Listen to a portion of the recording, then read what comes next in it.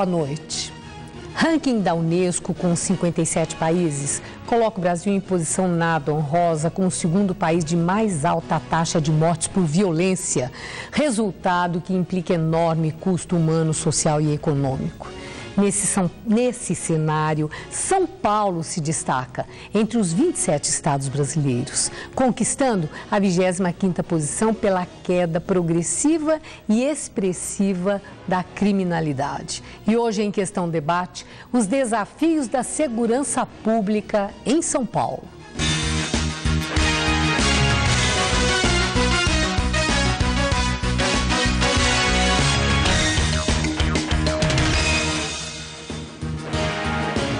E são nossos convidados para o Em Questão de hoje.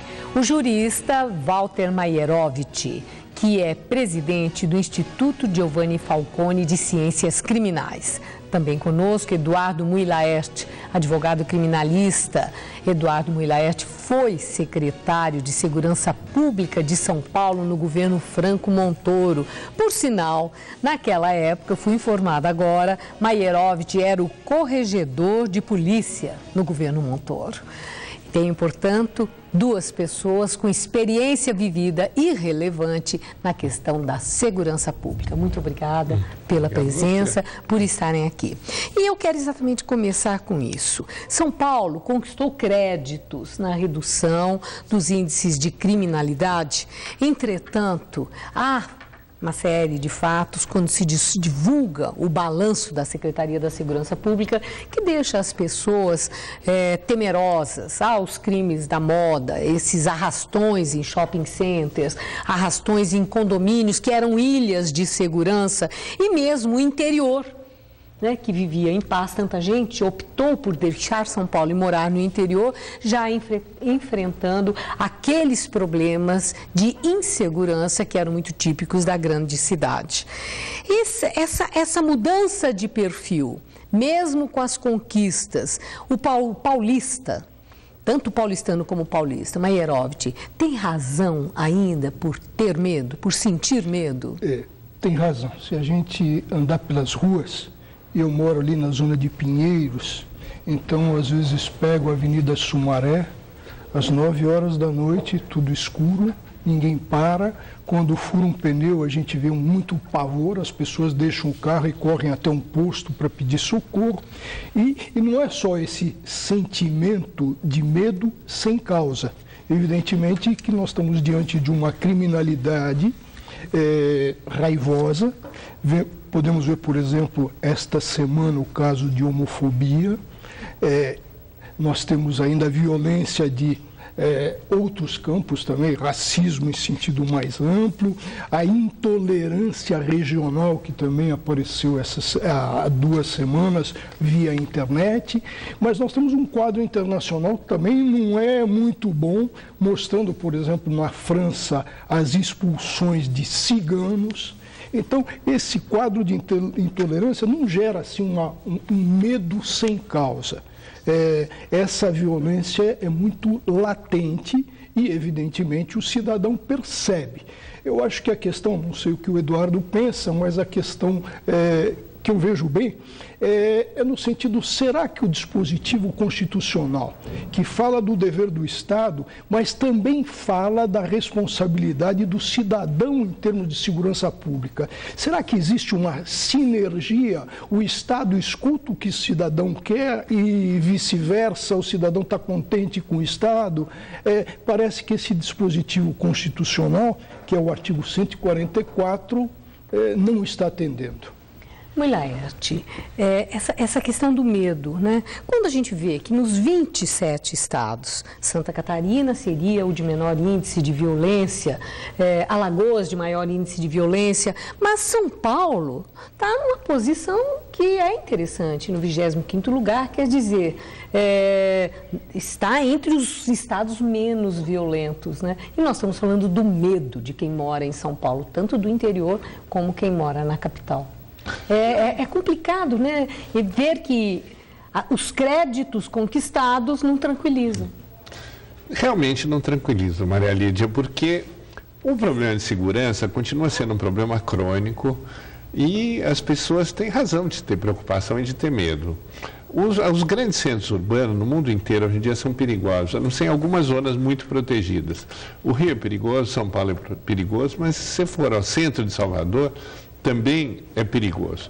Então, esse é um dado da realidade com que nós temos que lidar e que os nossos filhos já sabem. Eles já sabem que é perigoso ir para a rua, eles já sabem que tem que tomar certos cuidados, andar com amigos, estar em contato com a família.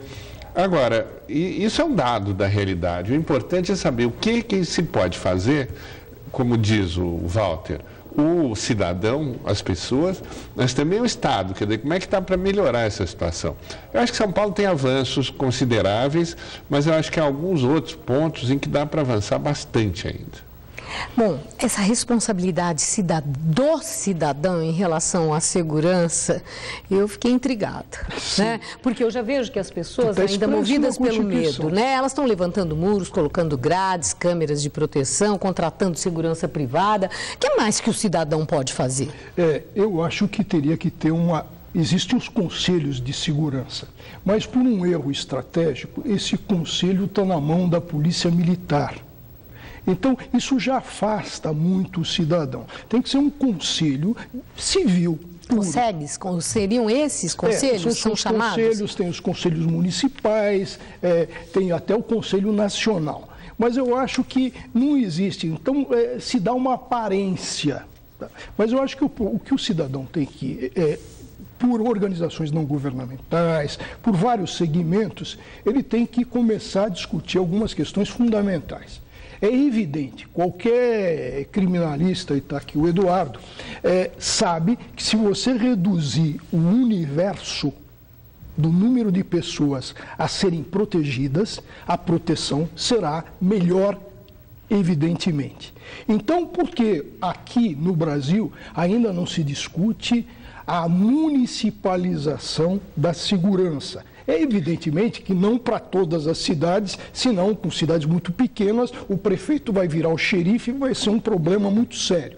Mas já para cidades muito populosas, onde se reduzindo e se especializando, se criando uma sinergia necessária com a população e a polícia, eu acho que o resultado vai ser muito bom. Lembrando que nos Estados Unidos, o grande salto de qualidade, aquele sistema do Rudolph Giuliani, que se fala de tolerância zero, o que aconteceu lá é que ele usou uma tecnologia de ponta, verificava os quarteirões, colocava equipamentos para filmagem, etc., móveis. Mas o que era aquilo? Era uma polícia menor, municipal, mais atuante e mais em sinergia com o cidadão. Essa descentralização, digamos, né, e a municipalização da segurança derruba aquela tese que o Serra defendia na campanha de um Ministério da Segurança? Não, acho que não é nenhuma incompatibilidade, porque, na verdade, um Ministério da Segurança teria a função de criar uma política nacional de segurança pública e criar interação entre estados e municípios. Há ainda um dogma em matéria de segurança... Que é o que falta, não é, Eduardo? Que a segurança é do Estado. Então, como a polícia militar estadual e a polícia civil são estaduais, eles tinham muito medo da concorrência das guardas municipais. A Guarda Municipal foi começando e, de alguma maneira, foi se implantando. Claro, em algumas cidades deu problema, as outras polícias também dão problema, mas eu concordo 100% com o Walter. Quer dizer, na medida em que você tem o prefeito muito próximo do problema da cidade dele, a Guarda Municipal, eu acho que pode ter um papel maior do que só o de proteger os próprios da prefeitura. E a grande chave, talvez, do problema da segurança seja a integração. O municipal, em vez de brigar com o estadual e vice-versa, integrar o estadual com o municipal. E quando a gente fala no papel do cidadão, não é a pessoa sozinha que vai resolver o problema da segurança, é a sociedade civil. Porque a questão de segurança passa também pela geografia, pela arquitetura, que essa tendência do isolamento, das ilhas, do condomínio fechado, tudo isso não gera mais segurança. Ao contrário, cria uma sensação de uma falsa segurança, cria um incômodo social para quem está dentro e para quem está fora, E não melhora. Em todos os lugares onde a cultura chegou, onde chegou a atividade cultural no fim de semana, onde abriu a escola para o exercício, o nível de criminalidade baixou muito. Agora, é interessante assim, na sociedade fazendo alguma coisa. Além dos muros e dos gradis, uma a coisa contratação egoísta esse muro, é uma coisa egoísta.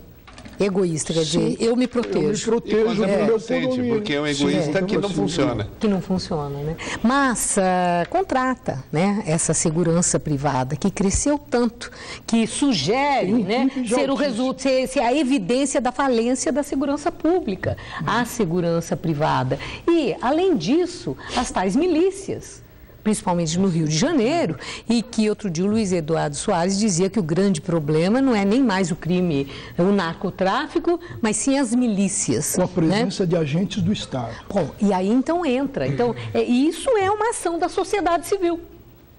Eu diria que aí é a subversão contra a sociedade civil. Porque a milícia realmente aí sai fora de todos os parâmetros. A milícia é bandidagem. Não dá mais para pensar em termos de milícia como elemento do sistema de segurança. A segurança privada, em contrapartida, por que cresceu muito?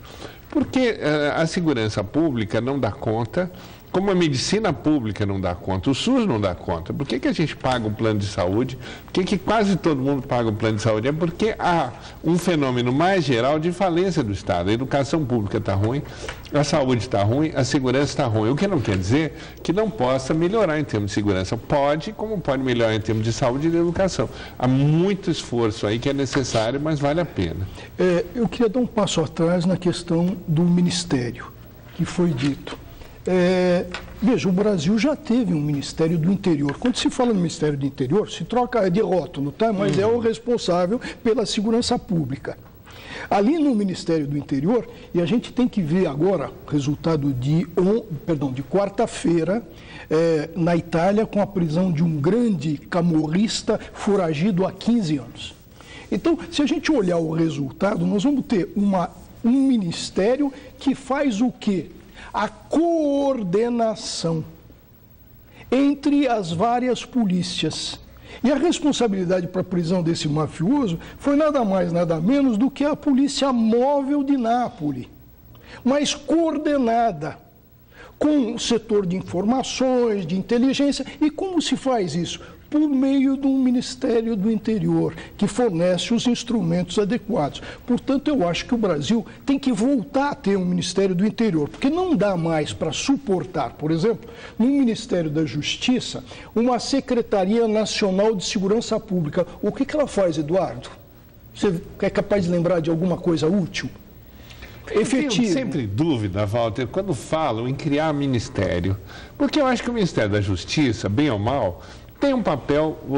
Primeiro, ele comanda, em tese, politicamente, a Polícia Federal. Hoje em dia, a Polícia Federal tem um papel super importante, e seja o da Justiça, seja o da Segurança, o problema seria o mesmo. Quer dizer, a grande autonomia da Polícia Federal, que ela não deve ser subordinada a capricho de governo, mas que precisa ter uma coordenação política com a política de segurança do governo. Então, até eu tenho muito violar medo. Direitos humanos.